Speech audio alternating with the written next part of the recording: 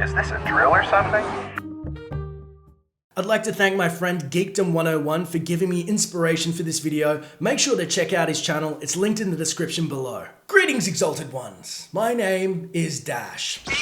It's been revealed without a shadow of a doubt that Supreme Leader Snoke is Darth Plagueis.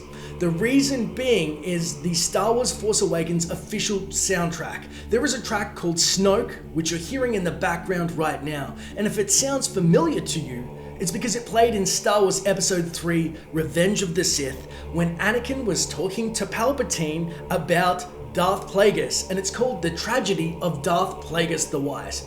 Now, during that scene, Palpatine expounds upon the fact that Darth Plagueis could save people from dying, and he's trying to seduce Anakin at the time, and then says he couldn't save himself, and it heavily implies that he was killed by his apprentice, which again is implied to be Palpatine. So we know that Palpatine supposedly thought that he betrayed and killed Plagueis. However, Andy Serkis himself had stated that Plagueis wasn't a part of the original trilogy, so he was around during the Clone Wars and was heavily damaged, meaning that Palpatine could have zapped him with Force Lightning and he somehow regenerated or brought himself back to life, which would be insane, and that's why his face is so scarred in The Force Awakens, and he didn't take part in the original trilogy because he was still recuperating, waiting for his time for revenge, and why he threw away the shackles of the Sith because he didn't believe in that anymore because he saw what betrayal did firsthand, and it was his fear itself of dying that totally made him try and become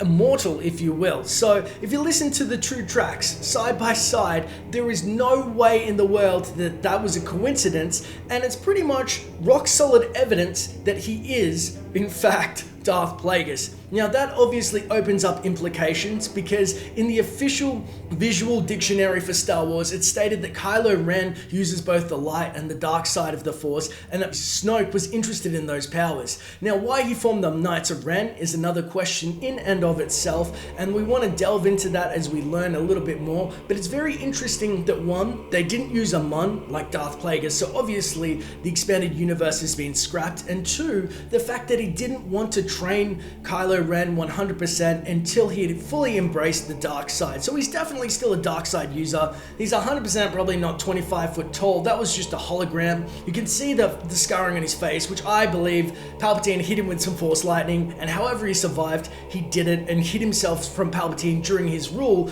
But it's kind of funny that the music between Palpatine and Anakin is being used between Kylo and Snoke, and it's like basically the apprentice and the master again. It's happening, it's cyclical, it reminds me of Star Wars poetry, and it's got me incredibly excited to see what Star Wars Episode 8 reveals, as Snoke is the Supreme Leader, and I really hope it's called something like Star Wars Episode 8, The Rise of Snoke, because he's a total badass, and I cannot wait to flesh out his relationship with Kylo even more and see how he seduced him. But the beauty of this video is it's just the start of the discussion. Our love of Star Wars surrounds and it binds us together. So let me know in the comments below, have I gone too far in believing the music was not a coincidence? Because if you love Star Wars, I want to talk to you about it. It's as simple as that.